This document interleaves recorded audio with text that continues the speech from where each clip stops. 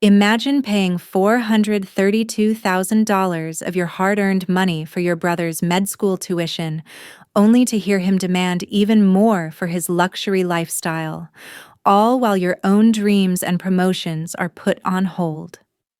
Hi, I'm Harper Ellison, and this is my story of sacrifice, betrayal, and finally, standing up for myself. What would you do if your family treated you like an ATM? Would you keep giving, or finally say enough? Drop your thoughts below. I want to hear your take on this tough family drama. Now, let me take you inside the night everything changed. You're single, stable, and childless. It only makes sense you cover my rent too. That sentence, that exact smug sentence cracked through the room like a gunshot disguised in silk. I had barely touched my wine when Caleb leaned back in his chair and let it rip, as casually as someone commenting on the weather. My fingers paused midair over my napkin. Ruby's words flashed in my brain like a prophecy fulfilled. You're not their daughter. You're their walking checking account. My eyes darted to Mom, who smiled sweetly like he hadn't just publicly branded me as the family wallet. He's right, honey, she chimed in, swirling her glass of Cabernet like it was holy wine. You've always been so dependable. No kids, no mortgage, just you and your spreadsheet brain. It's a blessing, really. I felt something shift inside me, a small, searing crack that spread like hairline fractures through ice. Flashback. 2 winters ago, I was in the middle of a high-stakes client pitch when Caleb called sobbing. His heat was cut off, he said. If I didn't Venmo him in the next 2 hours, he'd freeze. I bailed on the meeting and wired $2,800 from a bathroom stall. The client fired us 3 days later, but sure, I'm stable. I glanced around the table. The best china, Mom's signature pot roast, candles flickering like stage lights. It was a perfect scene for the Ellison family performance. Caleb wore his new Rolex, which I recognized from my credit card statement last month. His white teeth glinted as he grinned across the roast beef. I'm going into neurosurgery, he announced dramatically, barely waiting for everyone to be seated. It's a demanding specialty, but I'm made for it. Oh, my brilliant boy, Mom beamed. Dr. Caleb Ellison. Doesn't it just sound perfect? Dad, ever the silent endorser, nodded with that hollow pride of someone who never questioned how the tuition got paid. I said nothing. Just swirled the wine she'd poured, the one she only ever served when she was about to ask for something big. And, Caleb added, because residency is so rigorous, I'll need to focus completely. No side hustles, 0 distractions. I tilted my head, tone deceptively calm. And what exactly does that mean? He met my gaze full on. It means I'll need your help a little longer, just a few more years. Rent's going up, and utilities. Oh, and there's this perfect condo next to the hospital. No, I said. Just one word. But in this family, it was an act of war. Mom set down her fork like I'd just spat in her roast. Excuse me. I reached into my purse and pulled out the folder. The folder. My private little archive of martyrdom. I laid it gently on the table like a casket at a wake. Before we continue, I said, I think we should all take a look at what I've contributed, just so we're on the same spreadsheet, financially speaking. Caleb blinked. What is this? I opened it. Pages upon pages of receipts, bank statements, wire transfers, all color-coded, chronologically ordered. Tuition, $228,000, I said, voice steady. Rent support, $64,000. Car payments, insurance, books, exam fees, flight tickets, meal stipends. Shall I continue? Dad cleared his throat. Now, sweetheart, this really isn't the $432,578, I continued, slicing through his protest. And that's not including the therapy sessions I canceled because I couldn't afford both that and your textbooks. Or the vacations I skipped. Or the promotions I declined. The silence was deafening. Caleb's smirk evaporated. That was family support. You offered, Viv. Harper, I snapped. He blinked again. My name is Harper. Not sis, not stable older sister who never says no. Harper. And no, I didn't offer. I was expected. And I played along. But that ends tonight. Mom's eyes filled with fury-drenched tears. You can't mean this. What will people think? I stood up, gathering the folder. They'll think I finally remembered that I'm not a bank, I'm a person. I turned to Caleb. This was your last free meal. And I walked out, letting the fine linen napkin fall from my lap like a dropped flag. In the car, as I gripped the steering wheel with trembling fingers, my phone buzzed. Fiona. Her voice was calm, professional. That Boston position is still open. I need your answer by Friday. I looked at my reflection in the dark windshield. For the first time in years, the woman staring back didn't look exhausted. She looked ready. I'll get back to you, I said. Very soon. You're making a huge mistake, sis. This isn't just about money. It's about family. That message lit up my phone at 6:47 a.m., moments after I stepped into the bursar's office at Denver Medical. The sky outside was still iron gray, as if the universe itself was withholding light until I made a decision. But I already had. Can I help you? The woman behind the desk, Ms. Jenks, according to her nameplate, offered a tight smile. She looked like she'd seen her fair share of weeping parents and desperate students. I figured I'd be a change of pace. I'm here to terminate my financial responsibility for a student. Caleb Ellison. Her eyebrows lifted, but she nodded and started typing.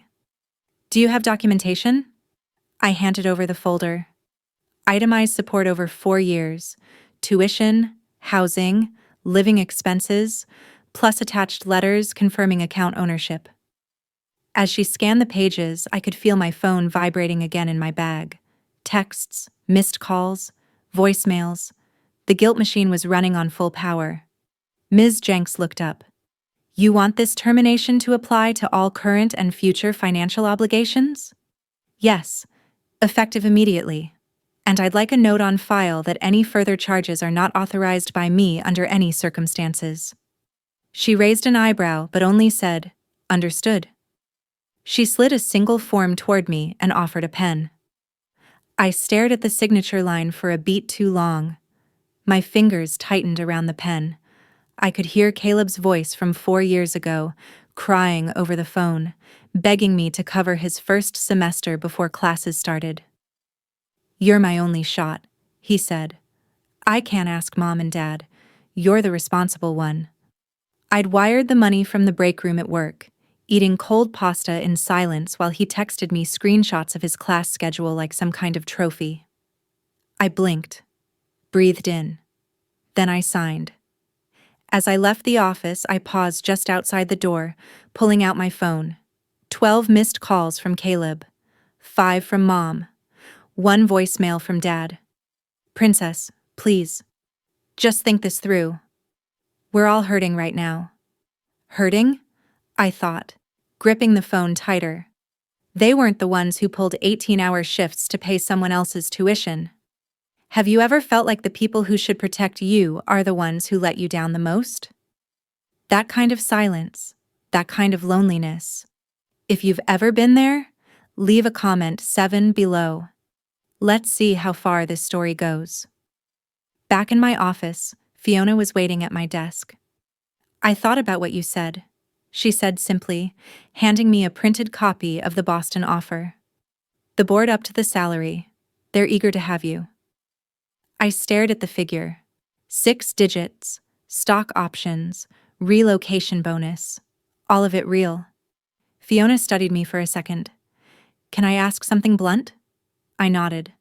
What's really holding you back from saying yes to Boston? I hesitated. 4 years of guilt, packaged as responsibility. She nodded, almost like she'd been there. I passed up a promotion to VP once, she said. My brother had tanked his business. I kept covering for him. 3 years later, I realized I'd given him the illusion of safety and myself a reality of regret. That landed deeper than I expected. Take your time, she added, but I'll need your answer this week. That evening, I sat on the couch, Ruby next to me with her laptop open, scanning through the latest social media fallout. Your brother's really milking the victim narrative, she said, showing me his latest Instagram post. In the photo, Caleb stood in scrubs with his hands folded like a saint. The caption read, "Sometimes the people who should support you the most are the ones who break you. Still, I rise." I nearly dropped my tea. Is that Maya Angelou he's misquoting? Poorly, Ruby muttered. And your mom just commented, "Proud of you, my sweet boy. Stay strong." I clenched my jaw. The same woman who once told me, "Don't bring work drama into family time," was now publicly mourning her adult son's loss of access to my wallet. Ruby scrolled further. "Oh, here comes the sympathy squad." She read aloud, "Wow, your sister must be heartless. Blood should always come first, no excuses. Keep shining, future doc." She turned the screen toward me. "They've sainted him." I let out a bitter laugh. Let's see how saintly he looks when the school sees the receipts. That night, as I lay in bed, the phone buzzed again. Unknown number. "Hello?" "This is Dean Mackenzie from the Office of Academic Integrity," came the voice. Polite, tense. "We've received new financial documentation from Caleb Ellison regarding his independent funding, but there are some inconsistencies." My stomach clenched. He claimed he's funding himself now? Yes. He's listed a private trust in his name and noted that his education was never supported by outside parties.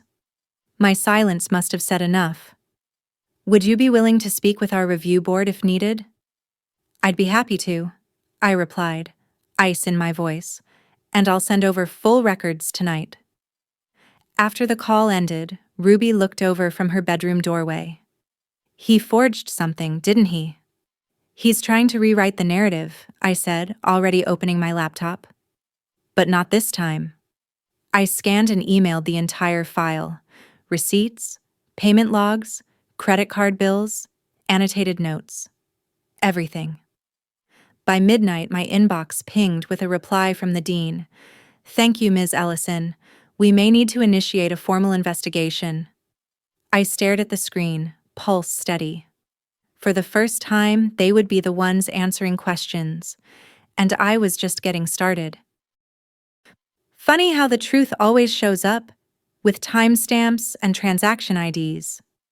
I muttered that under my breath as I dropped another stack of receipts on the dining table, the edge of my palm stained with highlighter ink. Ruby looked up from her laptop across from me, where she had a spreadsheet open and color-coded by category. "I think we could make a full courtroom exhibit from just the Uber charges alone," she said, squinting at one row. "Caleb billed you for an $85 ride to a party downtown labeled clinical rotation." I barked a short, bitter laugh. Didn't realize rotation meant bottle service and a rooftop DJ. The room around us was a war zone of paper, tuition invoices, bank statements, PayPal screenshots, digital receipts, calendar reminders, email confirmations, all spread out like battle maps. My living room had become a forensic crime lab, and in some twisted way, it was. We'd been working non-stop since the call from Dean Mackenzie. I'd promised her full documentation, and I intended to deliver it down to the last decimal. Ruby passed me a Post-it. "He once ordered $327 worth of study snacks in one night. From a gourmet store. Who studies with imported brie?" "I was eating dry ramen to make rent," I replied. My phone buzzed on the table. I glanced at it. Another post from Caleb. It was a black and white photo of him in his scrubs, seated solemnly on a hospital bench like a modern-day martyr. The caption read, When family turns their back on you, you either break or become unbreakable. Resilience. Family betrayal. Future doctor. I scoffed. He's got more hashtags than shifts. Ruby leaned over. Comments are blowing up. Mostly strangers, but look. Your aunt just chimed in. Stay strong, Caleb. Some people forget what family means. Some people? I narrowed my eyes. Oh, and your mom liked it. Twice. I exhaled slowly, staring down at the spreadsheet in front of me. Caleb might have had a better PR strategy, but I had what he didn't. Numbers. Cold, hard, undeniable facts. I opened a new folder on my desktop. Evidence, Ellison case. I dragged everything in. Annotated PDFs, transaction exports, high-resolution scans. I even included a photo of the notepad where I'd scrawled budgets each month, crossing out therapy sessions and trips because Caleb had textbook emergencies. Then I wrote the email to Dean Mackenzie. Subject, formal statement, financial sponsorship for Caleb Ellison. Dear Dean Mackenzie, as requested, I'm submitting the full financial record of my personal support for Caleb Ellison from the start of his medical education until present. This includes tuition, rent, utilities, travel, and personal expenses. Attached are 67 documents including receipts, payment confirmations, bank statements, and communication logs. I confirm that no private trust or independent financial source has supported his education, only my personal income. Please let me know if further clarification is needed. Sincerely, Harper Ellison. Before I hit send, I sat still for a moment. This wasn't just exposing the truth. This was erasing a false narrative that had cost me my peace, my time, and my identity. Click. Ruby said nothing for a long beat. Then, "You okay?" "I think so," I replied, more okay than I've been in years. Later that evening, I opened my personal email and found a message from Dean Mackenzie. "Thank you, Ms. Ellison. We are reviewing the evidence. A formal academic board hearing is likely. You may be asked to testify directly. We appreciate your cooperation." I stared at the screen, feeling the edges of something enormous shifting underfoot. This was no longer a family issue. This was institutional. My phone buzzed again, this time a text from Caleb. "What the hell did you send them? Are you trying to ruin me?" No punctuation, just panic. I didn't respond. He followed up a minute later. "I'll say I misunderstood the trust rules. Just take it back. Please." He was unraveling, and he had every reason to, because receipts don't lie. The following morning, as I brewed coffee, I stared at the window and remembered something that used to haunt me. A friend from college, Emily, had once asked over brunch, "Do you ever feel like you're raising a grown man?" I'd laughed it off then, said Caleb just needed time. She raised an eyebrow and said, "Some people never grow up if you keep paying for their shoes." I hadn't spoken to her in 2 years. Now her voice echoed like prophecy. Later that day, Ruby forwarded me a screenshot from a private forum for med students. One post read, "Not naming names, but if you're lying about having a trust fund to land a residency, you don't belong in medicine." No names. But the comment section? They knew. And after I hit send on the last document to Dean Mackenzie, I sat there for a long time, not in triumph, not in rage, just quiet. I didn't feel vindicated. I felt emptied out and strangely clean. Like the moment after a storm when everything's been stripped down to the bones. I looked at the wall, at the old photo from my college graduation. I looked like someone who thought she could fix everything with enough loyalty and work ethic. That girl was gone, and I was just warming up. You called it loyalty. I call it financial abuse, at a medical school level. That was the last sentence I rehearsed in the elevator as I rode up to the 5th floor of the academic board's wing. My palms weren't sweaty. My breath was even. I wasn't scared. I was calibrated. The hallway was quiet in the way only bureaucracies manage, calm on the surface, chaos under the carpet. I could hear my own footsteps as I passed a glass wall that revealed the hearing room. Inside sat 3 professors, a student affairs rep, and Dean Mackenzie, reviewing documents with unreadable faces. Caleb was already inside. He sat straight in his chair, scrub top ironed, hair carefully parted. His face, practiced innocence. His hands, clasped like prayer. And next to him, Mom, dressed in her Sunday best, mascara already slightly smudged. I didn't see Dad. I entered as instructed. No one stood. This wasn't court. This was colder. Ms. Ellison. Dean Mackenzie nodded. Thank you for coming. I nodded back. Happy to clarify the record. Caleb looked at me, his expression flickering between pleading and resentment. I looked past him. We're here, Mackenzie began, to address an ethics concern regarding the financial disclosures submitted in several documents tied to residency applications and academic aid renewals. Mr. Ellison has indicated that no outside financial assistance supported his education, citing a private family trust. However, I have documents, I cut in, 67 files, categorized and time-stamped. Mom gasped, Harper, please, not like this. Dean Mackenzie raised a hand. Mrs. Ellison, we ask that you do not interrupt. I placed a new folder on the table. These include bank transfers from my personal accounts, rent receipts, tuition payments, and communications spanning 4 years. Every dollar is traceable. Caleb shifted in his seat. I didn't mean to lie, I thought. You submitted that lie, I said sharply. On federal forms. A professor on the panel leaned forward.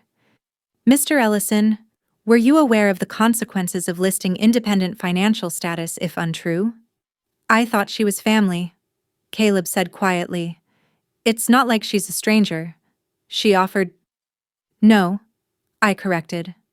I was expected. There's a difference. Dean Mackenzie turned to me. Would you say this expectation was implicit or enforced?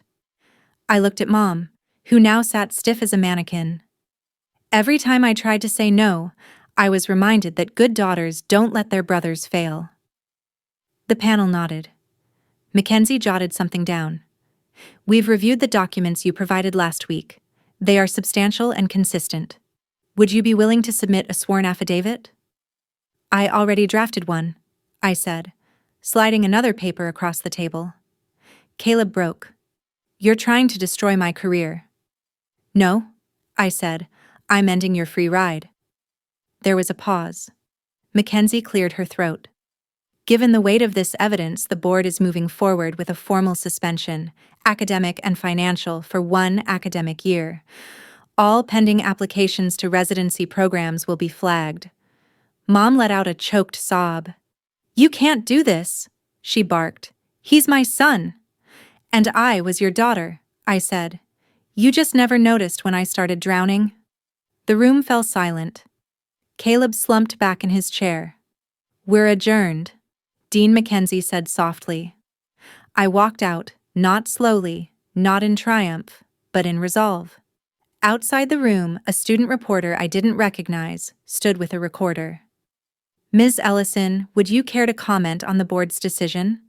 I paused. I think this case reminds us why integrity should never be negotiable, especially when training people who will hold lives in their hands. She blinked, then clicked stop on her recorder. The piece went live by nightfall. Medical student suspended. Ethics crisis at Denver Medical. The article didn't name Caleb, but the picture said it all. A blurry photo of him leaving the boardroom, head down, scrub top wrinkled. My phone lit up like a Christmas tree. Family friends, church ladies, old classmates. All of them were wondering how I could do something so cruel. I didn't respond, but when I scrolled down and saw a comment from a name I hadn't heard in years, Professor Chen, my old econ mentor, it read, "Courage isn't cruelty."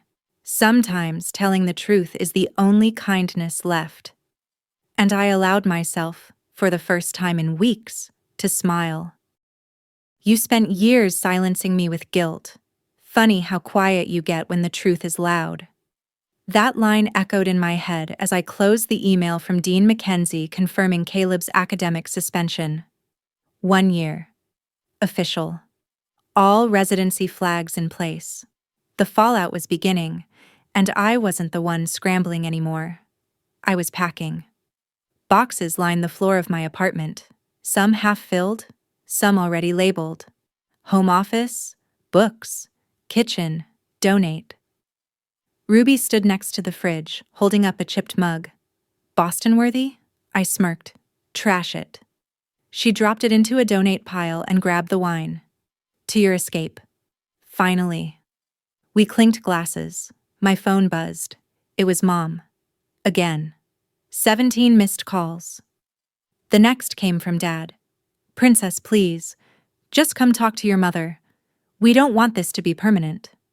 And then Caleb. They pulled my application in London. Are you happy now? I didn't reply. Instead, I printed the Boston contract and signed it. Fiona had sent over the final version that morning. Director of Investment Strategy. Start date in 3 weeks. Salary 6 figures, full relocation, equity package. The future no longer had to wait. Just as I finished signing, a knock sounded at my door. I opened it to find the Ellison delegation, Mom, Dad, and Caleb. All 3 wore the same look, panic dressed as pleading. Harper, sweetheart, Mom began immediately. We just want to talk. Caleb stayed behind her, arms crossed. He looked smaller in person than he did in his Instagram photos. Deflated. I think you've said enough, I said. Dad raised his hand gently. We're just worried, baby. This isn't like you. Mom stepped forward. Your brother's life is falling apart. Because of his choices, I replied. Not mine. He's young, she snapped. He didn't know. He forged legal documents? I cut in. That's not young. That's calculated. There was silence. Then Caleb finally spoke. You made me dependent on you. You built the system, then punished me for using it. I laughed. Actually laughed. I paid your way through school, rent, food, gas, vacations, dental work, and a girlfriend's birthday weekend in Aspen. And when I said no once, I became the villain. Mom's voice rose. We are a family. Families don't gaslight their own. You didn't just expect help. You demanded sacrifice. I turned to grab a folder from my table. Here, I said, thrusting it into Caleb's chest. That's everything you cost me. Every dime, every year, every opportunity. Including the therapy I couldn't afford because your textbooks were more urgent than my sanity. He didn't open it. You want forgiveness? I said. Start by repaying the debt. Dad looked down at the numbers, face pale. We'll never be able to make this right, he said softly. I know, I replied. That's not what I'm asking. Mom's eyes narrowed. Then what do you want? I met her gaze head on. Accountability. Have you ever reached a point where saying enough was the only way forward? That moment of standing up for yourself. If you've been there, leave a comment 9 below. Let's talk about what happens when we choose accountability over silence. The door shut behind them like a final sentence. Later that night, I logged into my email and saw a new message from Dean Mackenzie. Miss Ellison, we've notified all related institutions. Due to the discovery of falsified documents, Mr. Caleb Ellison's applications to international and domestic programs have been rescinded. Should you wish to contribute testimony to the Ethical Guidelines Review, we would welcome your participation. I closed the laptop and let the silence sit. Across the room, Ruby tapped on her phone. You're trending. I raised an eyebrow. She turned her screen to me. A split image, Caleb's rising above betrayal post beside a headline. Future doctor suspended amid fraud allegations. Comments flooded in. Wait, he lied on his apps? Why didn't the school catch this earlier? Protect this sister at all costs. For the first time, the narrative was shifting. I opened a folder I'd labeled personal and tucked inside the original rejection letter from the New York job I turned down years ago for Caleb's tuition. I folded it once and dropped it into the trash. The next morning, I woke to an email from a familiar address, my former manager at Marlowe and Trent, the New York firm whose offer I had turned down 4 years ago. Subject: Saw the article, Harper?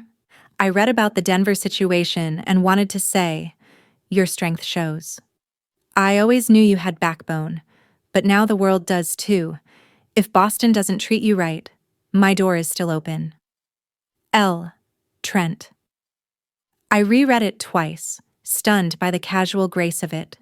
A door I once closed now cracked open again, without resentment, without conditions. Across the room, Ruby stretched on the couch, holding her tablet. You've got an op-ed in the Herald. What? She handed it over. The headline read, Blood isn't a blank check. When family becomes financial captivity.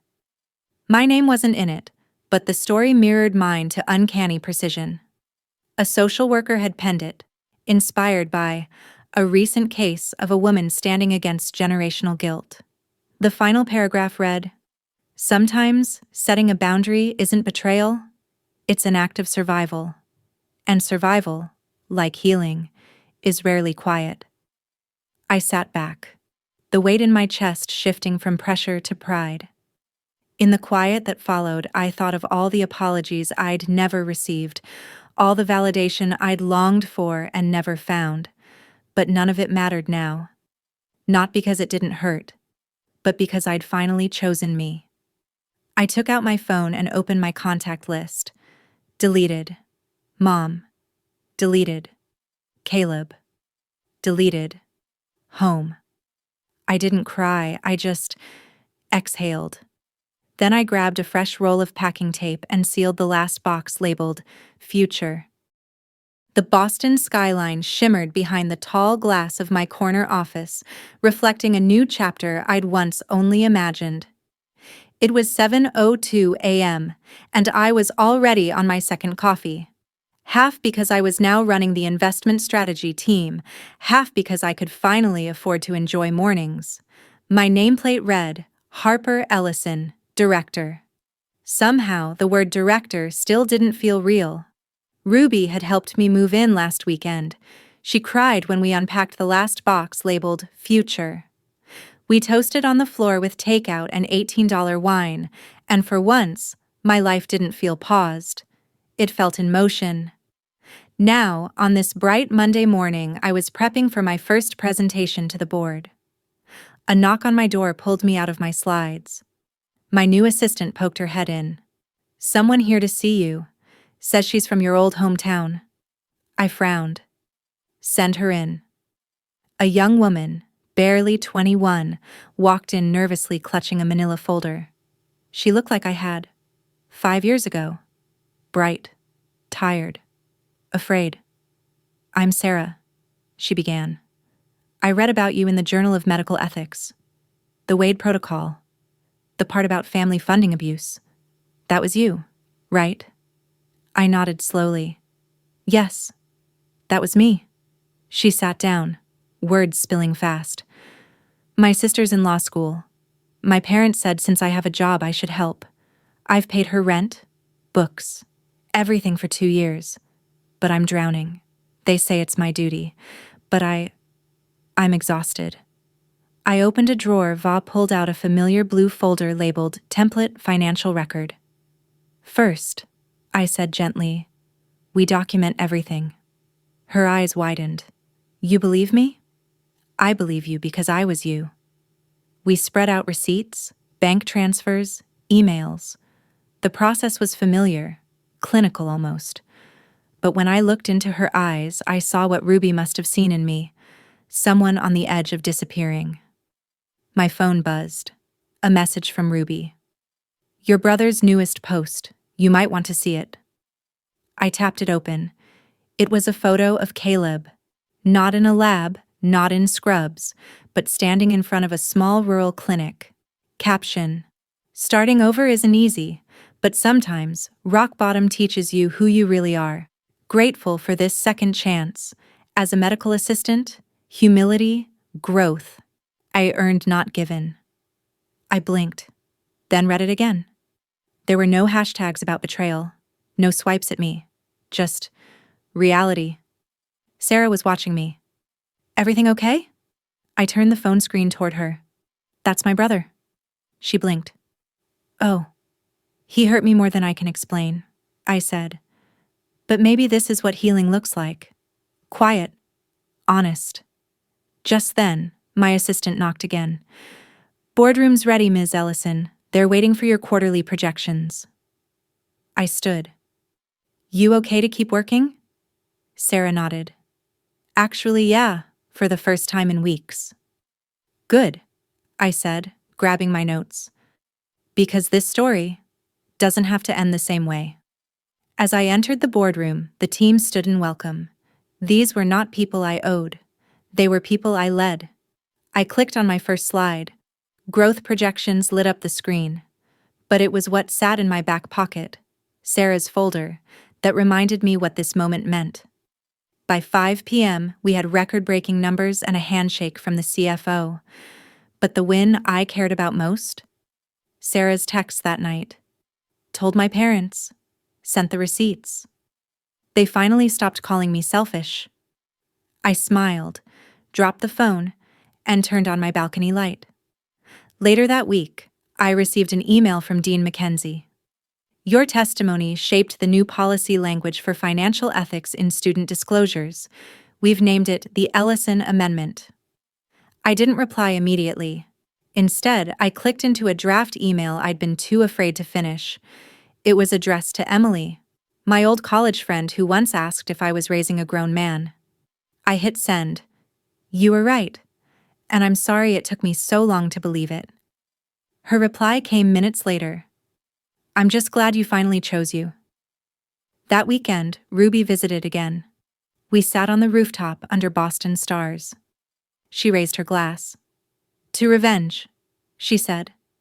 I shook my head. To boundaries? I corrected. And we drank. Not for war, but for peace. For the version of me that almost didn't survive. And for the women still clawing their way out. After all the storms, I stand here with complete peace and freedom. The dignity of a woman who has reclaimed herself and fought for justice in her life. Every step I take is steady. Every breath a testament to the strength of resilience and an unyielding self-worth. Life has taught me that kindness must be placed in the right hands, and karma is fair to those who stand up to protect their own value. Greed and ingratitude may break many things, but they cannot defeat a determined heart that refuses to bow. Have you ever faced moments of betrayal or injustice? Share your story or your thoughts on the journey of reclaiming yourself, because your story might just become the strength that inspires others. And if you want to hear more stories of courage, justice, and growth, don't forget to hit subscribe and follow the upcoming videos.